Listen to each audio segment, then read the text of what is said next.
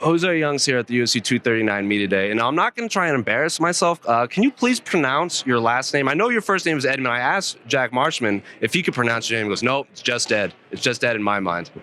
Edmen Shahbazyan. Shahbazyan. Yeah. Now, you guys squared off a moment ago, and it was surprisingly tense. I mean, I spoke to him, and he got really fired up when he was talking about you. It kind of caught me off guard. What did he say to you exactly when we were up there? He's like, you think I'm scared of you or something like that? He said something like that. I'm like, protect yourself Saturday. Right. Yeah. Were you expecting that from him? I mean, he seems like a kind of a funny, low-key guy, but then when he gets up there, he's coming in all hot. I mean, I don't care, you know. Sure. Every fight, I treat every fight the same, you know, whoever the opponent is.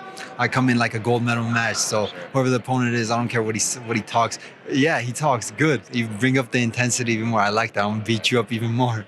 And I brought up to him, like, a lot of your fights end very fast. He's obviously had far more experience, like, inside the actual cage. He said, that's going to be my biggest strength, actual time in the cage. Is there any point of view that's like, I just want, maybe, like, yeah, these fast knockouts are great, but maybe I would like more time in the cage just to run through people? I mean, my first fight in the UFC, I went 15 minutes. Well, that's what's giving me my next question. Yeah. How much did you learn from that split decision? I learned a lot from that, you know. I did a, like, grueling 15 minutes, like, and a wrestling pace. I just kept grinding nonstop. You know, anybody does that will get tired. And I fought through it. I showed my heart in there, and I plan on Saturday. I plan on just dominating everywhere, wherever the fight goes on. I'm gonna dominate him. Yeah, experience. He's talking about experience. He's at 30 professional fights, but in my amateur career, I've competed in like all the things combining to it. So like I'm always when you're experienced, you're more calm in there. You see things better. But I've been doing this from 10 years old, you know? So like I've been growing up doing it. So like competing in different tournaments, grappling, boxing, kickboxing, like all those things combined together, you know, those are experience too. So sure. Yeah, this is my 10th pro fight. This is like his 30th pro fight, but it doesn't matter. I'm coming in to dominate.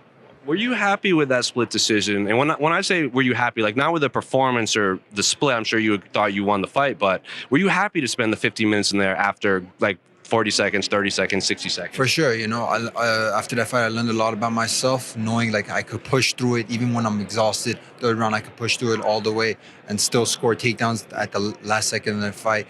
Yeah, I'm happy it went that way. I think it's God's plan that it went that way, and it was meant to be. And what do you make of Jack's skill set? There, like you said, he has a lot, like 30-something professional fights. There's a lot of tape of him out there. Are you a guy that watches tape?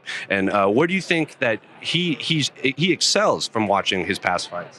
Yeah, I've watched tape on him. You know, I think he's more of like a stand-up fighter, and that's fine with me. I'm good with stand-up or ground. I don't care where the fight goes. So just tune in Saturday night because it's going to be an amazing show. And another massive card for you. I mean, like this is one of the bigger fight cards of the year.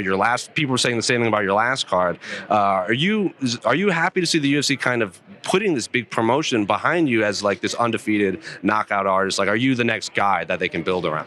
Oh yeah, I hope so. I hope they're pushing me like that. And yeah, fighting on another big card under John Jones, it's incredible, amazing experience, and it just feels like the last time. It's my fourth fight in Vegas, actually. So I'm comfortable here. This is a fight capital. I love it here. Right. I'm just ready to go. And I would be remiss not to ask, but like your coach trained Ronda, obviously, and she rose very fastly. Yeah.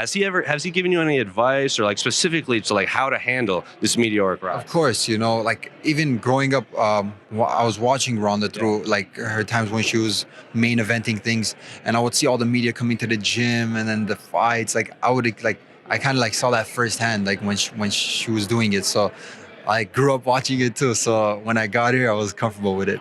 And I've spoken to Israel Adesanya, like when he was 2-0 in the UFC, and he lays out his plan to get to the. He's like, I'm going to beat this guy, and then he has his next opponent, and then his next opponent. Are you a guy that's like that, or is like I just have to get these? Yeah, I'm a guy who doesn't look past the opponent, just looks to Saturday night, because that's again like my gold medal match. Yeah. I win the gold, then I go to the next gold. So is the next goal just this win and then maybe top 15, top 10? Hopefully, yeah. Maybe after this win, a top 15 guy. So then at this time, 2020, where do you see yourself? So 2020, I see myself in the rankings, definitely, no doubt. Well, good luck outside, and I appreciate it. Thank you so much.